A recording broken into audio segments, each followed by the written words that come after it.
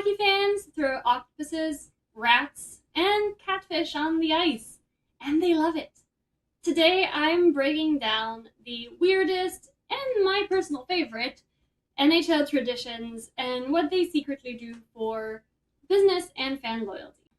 Hi everyone, welcome to this new format of Bake the Game. The audio and following the topic will be a little bit easier. And as usual, you'll see my puppy Caelia throughout the entire video. She's here right now. If you're enjoying this breakdown of NHL traditions, hit subscribe so you don't miss out on the next episode. Let's get started. First, we have the general hockey traditions that are found mostly throughout the entire NHL and in most leagues around the world. The most common one and the most obvious one is the hat throw after a hat trick. When a player gets a hat trick, which, if you are not a hockey watcher, is when there are 3 goals in the same game, the public will throw their hats on the ice. Many teams collect the hats and donate them to charities after the game, but others keep them for display or allow the player that had the hat trick to grab one or some of the hats, and some also allow the public to come and get back their hats at the end of the game. In most cases in the US, what I've seen are donations to charities. But when it's done with the hats isn't really an NHL rule, so that is a team-by-team thing. I really love this tradition, personally, as a viewer of hockey, because it reminds me a lot of the Winnie the Pooh tradition for Yuzuru Hanyu in figure skating. He is retired now, but every time he took the ice, he had hundreds and hundreds of Winnie the Poohs being thrown on the ice for him. The playoff beard is another one that I find really funny. It's fun to watch the beards grow until elimination in the playoffs. And it does seem like a slightly older tradition, as in recent years, beards are really on trend. So players will have been sporting them all year round. But the fun fact about the playoff beard is that it started in hockey by ice hockey players, and then it spread to many other sports. So now that playoff beard that you see in a whole bunch of sports actually originated in hockey. The more tame league-wide traditions that I enjoy are pre-game shows and ceremonial puck drop. As much as I dislike Vegas as a team for a whole bunch of different reasons, and honestly, who doesn't dislike them at this point? They really have A++ pre-game shows. No. You can't eat this. Also particularly enjoy puck drops meant to honor a specific person or cause, the Paralympic teams, military, cancer survivors, etc. I just think it's a beautiful way to honor and show appreciation to people. And I know this is also an all sports tradition, like the first pitch in baseball, but I still really like it, and I find it really endearing. Maybe endearing isn't the word, but you'll find out quickly that I call 40-year-old grown-ass men kid. So I'll use the word endearing. Second, I'll go in some of the more fun team-specific traditions, since, to be fair, those are the most fun ones. So first, my favorite of all time, that is unfortunately not a thing anymore, was the Boston Bruins goalie hug between Swayman and Allmark. They were just such a good duo with really, really good chemistry. And as you can see on the photo, I have a drawing I made of the goalie hug in my picture frame at work.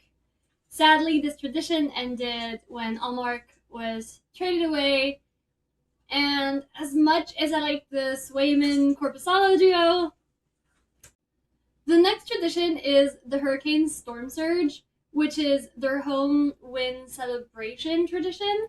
Even though some people criticized it as the players being a bunch of jerks, I actually find it really fun to watch, and I love seeing the players actually do something fun to celebrate the win.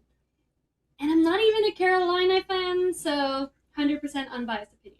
Detroit, Florida, and Nashville have some of the strangest traditions, in my opinion. But I can't lie, I do find them super unique and fun. So the Red Wings fans throw octopuses on the ice during playoff games. This started in 1952 after two fans threw an octopus symbolizing the 8 wins needed to win the cup. It kind of stuck to this day, even becoming the team mascot, Al the Octopus. Florida fans throw plastic rats onto the ice for goals. I find it kind of ironic that Marshawn, also often nicknamed the Rat, was traded to Florida last summer. This tradition started in 1995-1996 season when Lambie killed a rat in the locker room and went on to score 2 goals in the game, now called a rat trick. Nashville fans throw catfish onto the ice at home games during playoffs. This started as a response to the Red Wings' octopus toss, and it seems like it started in 1999 by a guy named Bob Wolf, and he said himself that he threw the first ever catfish on Predators ice.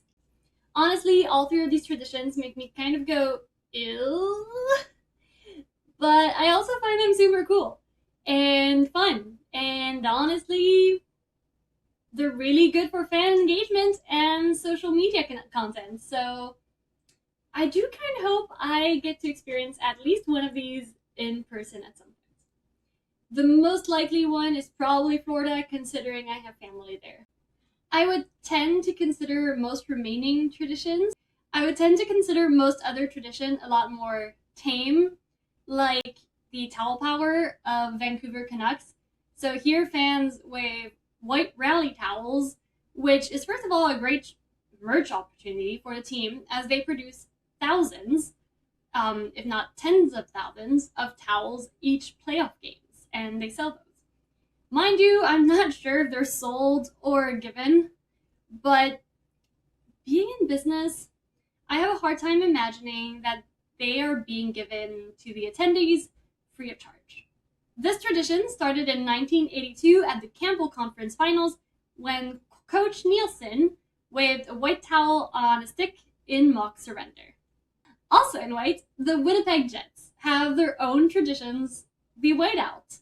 During playoff, fans are encouraged to dress in white to create a visual impact. They also wave white handkerchiefs, and this is really another tradition I would love to experience in person. The videos are so cool, but I imagine the experience of being there in person would be absolutely outstanding. Also, this tradition started in 1987 until the original Jets moved to Arizona in 1996. They tried implementing it there, it did not work, but the whiteout returned in 2011 in Winnipeg to fans' delight. As always, I have to talk about the business and marketing significance of the traditions. Otherwise, is it really my channel? The most obvious effect of traditions are engagement and feeling of belongingness. I wrote my entire master's thesis on this specific effect, so I have to admit I am kind of biased for it. Belongingness is a really important effect that triggers loyalty, engagement, and overall better team image perception. It is one big reason why Vegas Knights aren't the most loved team despite being really good. Their win at a cost strategy, in large part, excludes the fans from the process. This is making them feel like the other.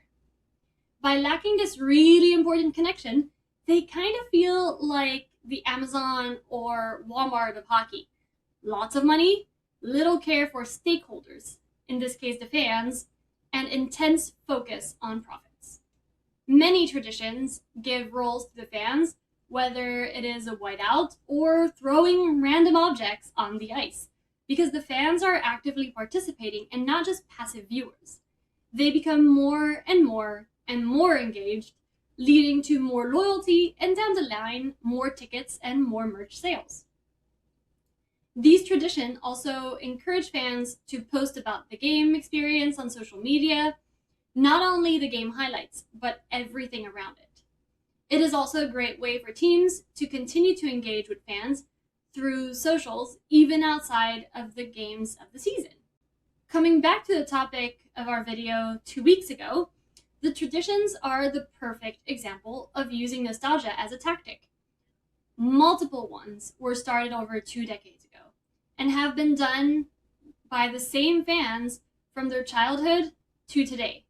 And as much as I hate saying that 2011 was 14 years ago, a 10-year-old fan at a whiteout in 2011 would experience the same nostalgia hit now at 24-year-old as their parents going to the game in 1988 and experience it again now. If you were working on the marketing team for one of these franchises, you would want to take full advantage of these hockey traditions. But it has to be done very carefully. For example, bringing the whiteout back to Winnipeg was a huge success. But when the original Jets, that then became the Coyotes and are now the Mammoth, tried to replicate it, it flopped. Marketing around hockey traditions has to be done in a relatively organic manner to not feel forced.